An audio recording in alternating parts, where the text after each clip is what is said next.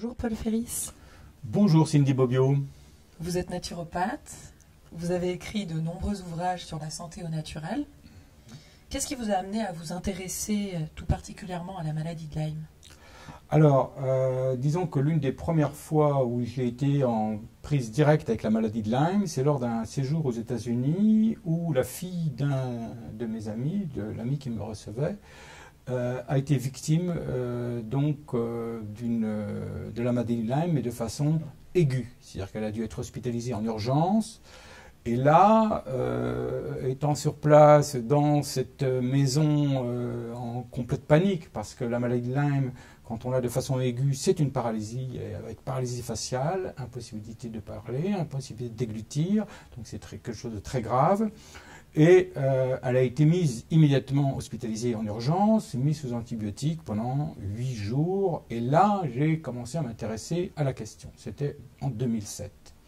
Et puis, à mon retour en France, on commençait déjà à en parler aussi un petit peu. Et il y avait déjà le fameux débat avec le laboratoire de Mme Chaleur dans l'Est de la France. Donc, ce qui se passe aujourd'hui, c'est quelque chose qui date déjà un petit peu. Mais ça restait confiné dans, disons, chez certains connaisseurs ou des personnes qui commençaient à s'intéresser à ça. Et puis, dans ma clientèle, il y a eu des personnes que j'aidais pour des dépressions ou que j'aidais pour des rhumatismes. Et ça marchait, j'avais des succès. Et puis, petit à petit, ces personnes revenaient me voir parce qu'il y avait des rechutes ou d'autres choses qui arrivaient. Et là, je me suis posé des questions et j'ai commencé à réfléchir à cette possibilité-là. Manque de chance, dans mon entourage, plusieurs personnes ont été victimes aussi de la maladie de Lyme. Et là, ça a été un parcours du combattant parce que, voilà, heureusement, j'étais un petit peu au courant, mais ça m'a forcé à aller plus loin et donc à essayer de trouver les bons médecins, les médecins qui osaient prescrire les bonnes analyses, aller chercher les bons laboratoires, d'autant que dernièrement, le laboratoire de Mme Chaleur a été fermé et il fallait en trouver d'autres. Donc on se retrouve dans un environnement compliqué et c'est vrai que le défi a fait que je m'y suis attelé avec d'autant plus de hargne, on va dire. Voilà. Vous parlez donc d'une maladie compliquée, d'un parcours semé d'embûches. Pouvez-vous nous rappeler le symptôme de la maladie de Lyme? Alors la maladie de Lyme, justement, elle est très compliquée parce qu'elle se développe en au moins 3 phases. Disons, pour simplifier, 3 phases. La première phase, je viens de l'expliquer, c'est une phase que les médecins connaissent bien. Donc quand vous dites à votre médecin « j'ai une maladie de Lyme », il va dire « non, vous n'êtes pas paralysé ». Donc, ou non, vous n'avez pas de problème de déglutition, vous n'avez pas la moitié du visage dont vous ne pouvez pas vous servir. Donc, vous n'avez pas été piqué. Donc, ils sont là, ils sont dans le déni déjà pour cette première phase, parce qu'une phase qu'ils connaissent bien dans la phase aiguë. Après, il y a la deuxième phase. C'est une phase, qui est plus sournoise et qui se développe au bout, disons, de 2-3 ans, 4-5 ans, quand la première phase est passée inaperçue. Parce que la première phase peut passer inaperçue. Et la plupart du temps, la première phase passe inaperçue. C'est-à-dire que les défenses naturelles de l'organisme, ou bien parce qu'on a éliminé la tique de façon machinale, elle n'a pas eu le temps de donner toutes les toxines n'ont pas eu le temps d'arriver et de se répandre dans l'organisme. Donc, il y a une invasion progressive qui se fait par les Borrelia, puisque la bactérie qui est transmise par la tique s'appelle la Borrelia. Et la Borrelia, donc, commence à s'installer un petit peu partout. Et c'est là qu'il y a les premières atteintes. Ce sont des atteintes aux articulations, généralement aux genoux, et puis des atteintes de tout le système nerveux. Et c'est pour ça qu'il y a des problèmes d'humeur, de changement d'humeur, une bipolarité, des angoisses qui arrivent, des colères qui surviennent, des épisodes de schizophrénie ou de paranoïa. Voilà, il y a tout ça, plus d'autres choses, puisque les muqueuses sont atteintes. Et la troisième phase, on est dans une phase où le système immunitaire s'est effondré. Et donc les Borrelia ont entièrement envahi les cellules et attaquer les cellules nerveuses en priorité. Et on se retrouve avec des fatigues intenses qu'on ne comprend pas, des douleurs dans le dessous des pieds, des douleurs qui remontent dans les tibias, des douleurs dans le dos, des sensations de plaques électriques, les dents qui tombent, l'audition qui tombe. Paradoxalement, on a une hypersensibilité des sens, c'est-à-dire qu'on ne supporte plus le toucher de son conjoint, on ne supporte plus d'être couché contre, on ne supporte plus une peau, on ne supporte plus les odeurs, des odeurs fortes, des odeurs de parfum ou des odeurs dans le métro, on ne supporte plus tout ça. Donc on est dans un état d'énervement et on a aussi les mâchoires qui se crispent, il y a tout un tas de symptômes et le problème c'est que les symptômes bougent, c'est-à-dire que ça va être on va être hypersensible à la lumière pendant une semaine et après on va voir la mâchoire qui va être complètement bloquée pendant une semaine. Donc c'est ce qui est très perturbant pour le médecin et pour le malade. Et donc le malade, lui, se retrouve, on lui dit qu'il est hypocondriaque ou que c'est dans sa tête, et c'est vrai qu'il finit par le croire. Et d'un autre côté, le médecin, lui, le médecin classique, va pas penser à ça, parce qu'il n'a pas l'information. On ne lui donne pas ou il ne va pas la chercher. Et donc il va faire toutes les radios du monde, tous les IRM du monde pour voir quelque chose dans les genoux, dans le dos et tout ça. On ne va rien trouver. On ne va rien trouver. Donc après, même dans la numérotation de formules sanguines, on ne va rien trouver. Donc forcément, il n'y a rien, puisqu'on ne trouve rien. Rien. Sauf qu'il y a. Donc à vous écouter, la borréliose invasive serait bien plus répandue qu'on ne le dit. Avez-vous des statistiques sur sa fréquence ? Alors, la borréliose invasive, elle n'existe pas officiellement. Donc on n'a pas de statistiques. On ne peut pas faire des statistiques, des chiffres sur quelque chose qui n'existe pas. Plaisanterie mise à part, on sait qu'en Allemagne, il y a environ officiellement 1 million de personnes qui sont touchées. On sait que dans l'Est de la France, il y a beaucoup de gens, et ça commence à être reconnu dans l'Est de la France, c'est-à-dire l'Alsace-Lorraine. On sait qu'aux États-Unis, qu'en Belgique, en Suisse, il y a vraiment... Les chiffres sont très importants. Alors, j'en ai discuté avec d'autres personnes, des médecins et d'autres spécialistes, et comme ça je dis oui, on n'en parle pas, mais il y a au moins 1 million de personnes. Et à ce moment-là, il y a 2 médecins qui se sont mis à rire et qui ont dit non, c'est pas 1 million. On est à au moins 5 ou 6 millions de personnes affectées en France. C'est une véritable épidémie.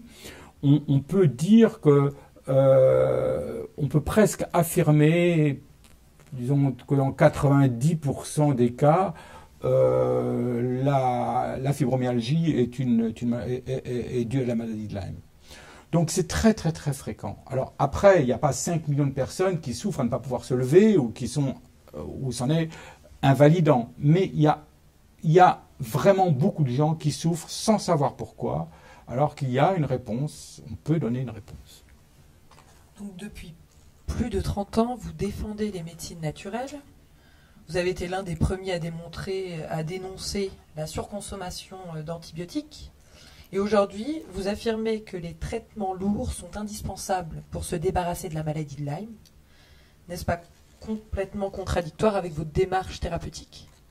Alors, oui, c'est-à-dire que non, c'est pas contradictoire avec ma démarche thérapeutique. La démarche thérapeutique, c'est quand même d'aider au maximum un patient, c'est-à-dire de faire en sorte que la personne s'en sorte.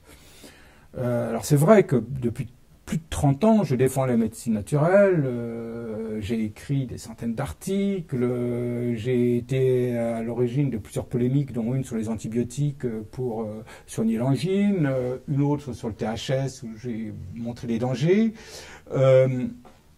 Donc voilà, on peut pas me taxer d'être un défenseur des antibiotiques. Si maintenant je dis on doit passer par là, c'est parce que je n'ai pas rencontré un seul cas, une seule personne atteinte à un niveau grave, c'est-à-dire un niveau où la personne a du mal à se lever le matin, où elle ne peut plus aller travailler, où elle est en dépression, où elle erre de médecin en médecin, d'analyse en analyse, elle a des douleurs fulgurantes, des sensations, vraiment des choses très dur, je n'ai pas rencontré, je n'ai pas un seul témoignage d'une personne qui ait pu s'en sortir uniquement avec les méthodes naturelles. Ça ne veut pas dire qu'il ne faut pas de méthode naturelle, au contraire, mais on ne peut pas, quand on est atteint, disons, dans la phase 3, on ne peut pas s'en sortir sans les antibiotiques. Alors après, c'est évident que pour la phase 2, c'est-à-dire quand on a des douleurs au genou, on ne va pas démarrer tout de suite avec les antibiotiques. On va essayer de trouver autre chose. On va essayer de trouver des plantes avec des... On va essayer aussi de faire des plantes dépuratives. On va essayer avec des tisanes, avec des compléments alimentaires, avec différents acides aminés, avec des cocktails de vitamines, avec des oligo-éléments, avec des huiles essentielles, voilà, des huiles essentielles, ou avec de l'homéopathie. On va essayer d'enrayer tous ces symptômes de la phase 2. Mais quand on est en phase 3, il faut vraiment passer avec de l'artillerie lourde, effectivement. En quoi consistent justement ces traitements lourds? Alors les traitements lourds sont de plusieurs sortes. Alors déjà, il faut savoir que quand on est infesté par la Borrelia, par cette bactérie va arriver et permettre à d'autres bactéries de venir. C'est-à-dire qu'elle ne va pas être toute seule. Il va y avoir des co-infections bactériennes et des co-infections virales. Donc on va se retrouver non seulement, par exemple, avec la Borrelia, mais on va se retrouver avec une rickétiose, on va se retrouver avec un herpès, on va se retrouver avec un Helicobacter pylori, on va se retrouver avec des chlamydiés. Donc il va y avoir tout un ensemble tout un tas de bactéries et de virus qui vont profiter de la chute des défenses immunitaires et qui vont faire en sorte que la personne, le malade, ne va pas s'en sortir. Donc c'est là aussi la difficulté avec les médecines naturelles, c'est on attaque où, comment. Donc au moins les antibiotiques et les antiviraux vont permettre de pouvoir cibler. C'est pour ça que c'est important de faire des analyses pour savoir quelles sont les co-infections, parce qu'on va pouvoir trouver l'antibiotique qui va jouer sur plusieurs types de bactéries, et on va aussi trouver les antiviraux qui vont jouer sur plusieurs virus. Donc là, c'est intéressant. Et puis, il faut savoir pourquoi c'est lourd. C'est parce qu'il n'en faut pas qu'un. C'est-à-dire il faut plusieurs antibiotiques. Il faut des antibiotiques qui vont chercher la bactérie dans la cellule et des antibiotiques qui vont chercher la bactérie quand elle sort de la cellule. Donc, et pourquoi c'est lourd? C'est parce que ça ne dure pas 15 jours. Ça dure au moins 3, 4, 5, 6 mois.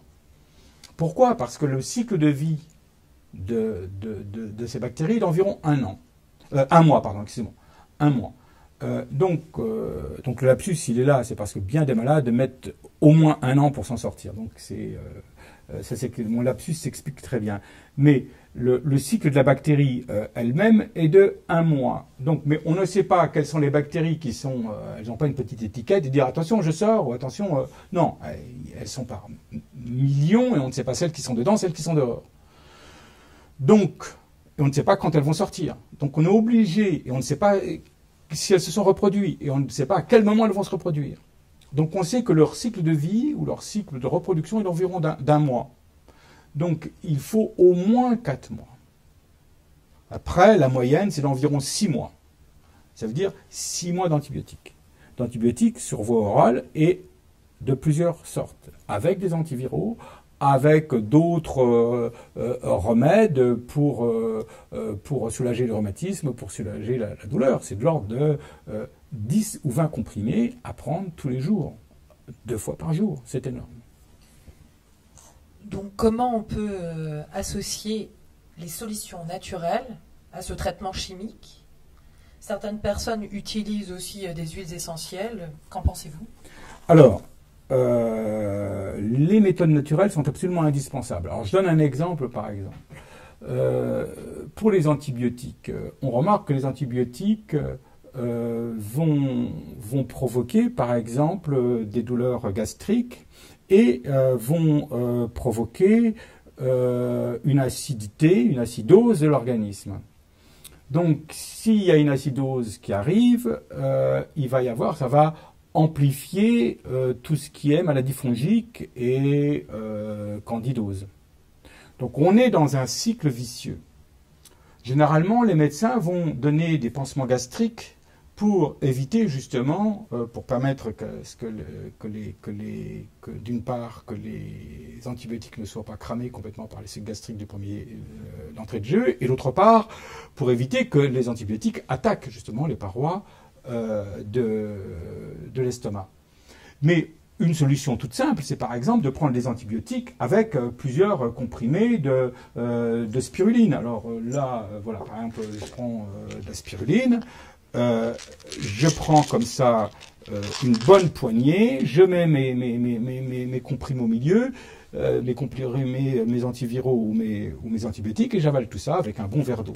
Alors, qu'est-ce que ça va donner? Ça va faire une sorte de petite bouillie, puisque la spiruline est une algue, donc c'est un produit complètement naturel, une algue d'eau douce, qui est compressée. C'est compressé, séché, compressé. Dans l'estomac, elle va donc se développer, enfin se développer dans le sens, ça va s'ouvrir comme une éponge en quelque sorte. Ça va faire une sorte de bouillie dans laquelle il va y avoir les antibiotiques. Les antibiotiques agresseront moins l'estomac. Et d'un autre côté, ça va permettre une diffusion plus régulière et plus lente des antibiotiques. Et d'un autre côté, l'autre avantage, c'est que la spiruline est un produit qui est idéalement composé en oligo-éléments. Donc là, on voit une possibilité. Alors, pour reprendre votre question sur les huiles essentielles, la difficulté des huiles essentielles, c'est que si on sait qu'elles attaquent les bactéries, on n'est pas du tout sûr de comment elles les attaquent, où elles les attaquent. C'est-à-dire on ne sait pas si elles vont dans la cellule, à l'extérieur de la cellule. Et par ailleurs, il y a certaines personnes qui réagissent à certaines huiles essentielles et d'autres à d'autres. En gros, il faut déjà faire un aromatogramme, c'est-à-dire savoir quelle est l'huile essentielle qui attaque le mieux les bactéries.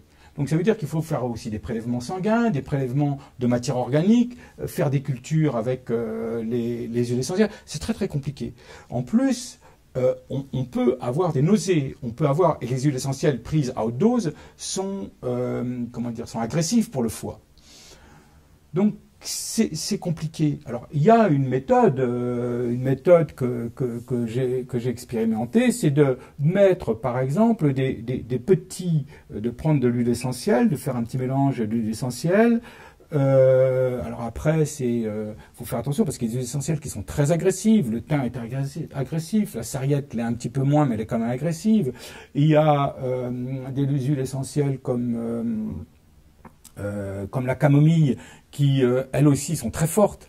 Donc il faut faire très très attention dans le dosage, et généralement associé à une huile alimentaire de type huile d'olive ou huile de pépins de courge ou huile de noisette, faire son petit mélange, faire des petits calculs, le mettre sur un bout de peau ici pour voir si c'est pas trop agressif, et après mettre la compresse. Alors moi j'ai remarqué qu'il y a 3 endroits qui fonctionnent bien, qui peuvent être faits en même temps. Il y en a un qui est carrément sur le nombril, et puis les 2 autres qui sont sous les aisselles. C'est-à-dire on se met sous les aisselles, et donc là les huiles essentielles vont diffuser dans l'organisme. Alors on garde les compresses 3-4 heures.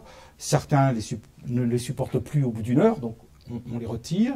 Ça peut aussi provoquer les huiles essentielles, tout comme les médicaments, des réactions d'Alzheimer. Donc c'est-à-dire qu'on augmente à partir du moment où elles ont une efficacité, elles vont déclencher des douleurs, c'est-à-dire qu'en tuant, que ce soit les produits naturels ou que ce soit les antibiotiques, à un moment donné, quand les bactéries sont tuées, elles déchargent des toxines, et en déchargeant ces toxines, elles font une réaction qui s'appelle la réaction de Alzheimer, qui multiplie les douleurs. C'est-à-dire que c'est encore plus difficile à supporter.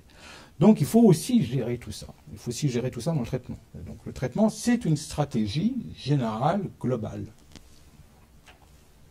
Donc à vous écouter, on pourrait croire que l'on n'a pas besoin de méthode naturelle. Ben si, justement, là, oui, c'est-à-dire que oui et non, on en a besoin. C'est évident, on ne peut pas. C'est vrai qu'il faut, à m'écouter, c'est vrai qu'on pourrait dire attention, les huiles essentielles, il n'en faut pas. Non, c'est pas ce que je dis. Je dis, il en faut, mais il faut savoir les utiliser ou il faut aller voir quelqu'un qui sait les utiliser. Ensuite, les huiles essentielles sont très chères. Si on compare aux antibiotiques qui sont d'ailleurs remboursés, un petit flacon d'huile essentielle comme ça, c'est entre 10 et 20 euros. Donc ça devient très très cher. Là, vous faites quoi? Vous tenez même pas 15 jours.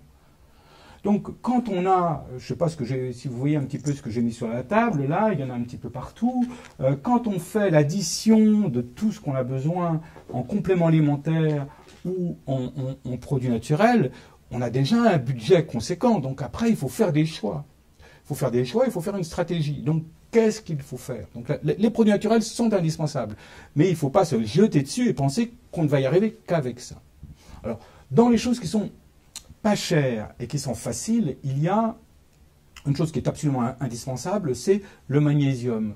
Le magnésium, on le prend, on peut le prendre sous plusieurs formes. Alors il y a une forme médicamenteuse, là, comme je sais pas si, voilà, le MAC2, je fais un peu de publicité, la forme sous chlorure de magnésium, qui est encore moins chère, qu'on dilue dans une bouteille et que l'on en boit un petit verre tous les jours. Il y a encore plus naturel que le chlorure de magnésium, mais bon, c'est pas naturel puisque c'est un minéral. On a le nigari qui est récolté directement dans la nature, c'est la même chose. Donc voilà, on a des. Ça, le magnésium, ça coûte pas cher. Qu'est-ce qu'il y a qui coûte pas cher non plus? C'est le bicarbonate de soude. Le bicarbonate de soude alimentaire, que l'on trouve dans tout le rayon de supermarchés ou d'épiceries, le bicarbonate de soude permet d'alcaliniser l'organisme, parce que l'organisme est en acidose. Donc déjà, il faut déjà supprimer le sel. Alors, dans les méthodes naturelles, il faut penser aux histoires de régime. On reviendrait peut-être un petit peu là-dessus. Mais l'organisme est en acidose par les médicaments et par la bactérie. Donc déjà, retirer tout ce qui va l'acidifier, c'est-à-dire les laitages, le gluten, le sel. Ça, c'est obligatoire. Les sodas, tout ce qui est sucre. Mais ça ne va pas suffire, parce que l'organisme produit son acide.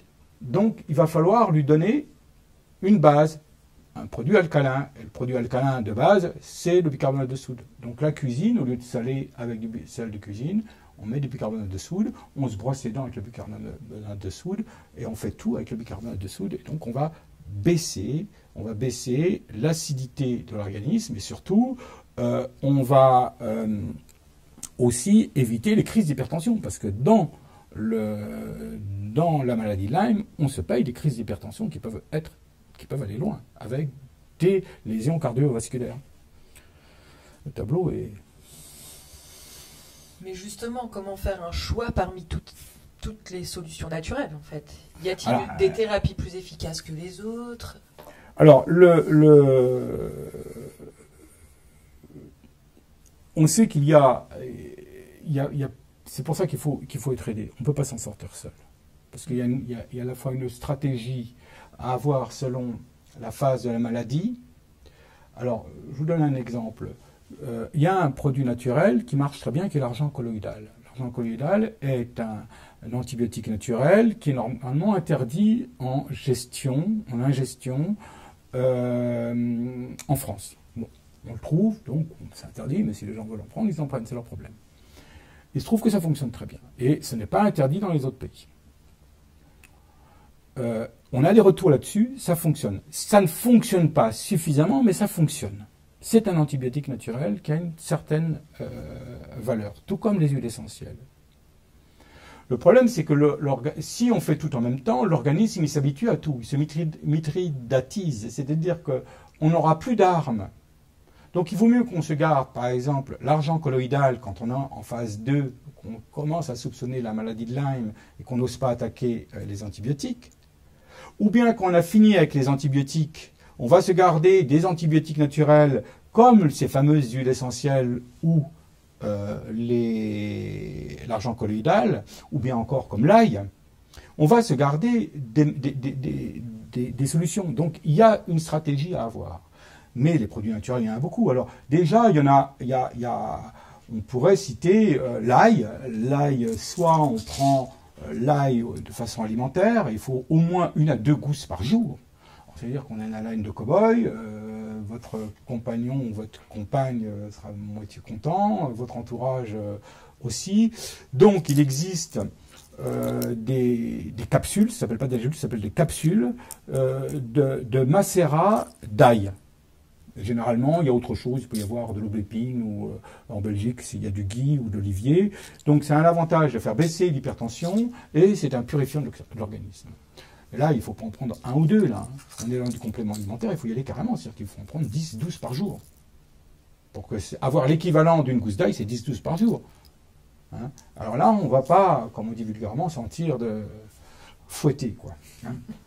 L'autre chose aussi indispensable, ce sont la vitamine C, naturelle. La vitamine C naturelle, là on attaque une autre chose, c'est-à-dire qu'on est obligé de renforcer les défenses immunitaires et on est obligé d'aider l'organisme à ce que la métabolisation des nutriments se fasse. Parce que la métabolisation se fait dans l'organisme grâce aux intestins. Sauf que les intestins ont du mal et que la vitamine C que l'on ingère naturellement dans les fruits et légumes est complètement cramée par à la fois les bactéries et par les défenses immunitaires et par les antibiotiques. Donc il faut des très grosses doses de vitamine C, de vraie vitamine C naturelle. Donc il y a plusieurs marques. Hein. Là, il y a celle-là, il y a celle-là. Ce qu'il faut, c'est prendre entre 1 et 2 grammes par jour, c'est un minimum, même si les apports journaliers disent, les apports journaliers recommandés disent que c'est de 250 mg par jour. Non, non, non, non, il faut carrément y aller. Il faut carrément y aller. Les apports journaliers, ça ne veut rien dire. C'est une notion qui date de l'après-guerre et qui ne veut absolument rien dire.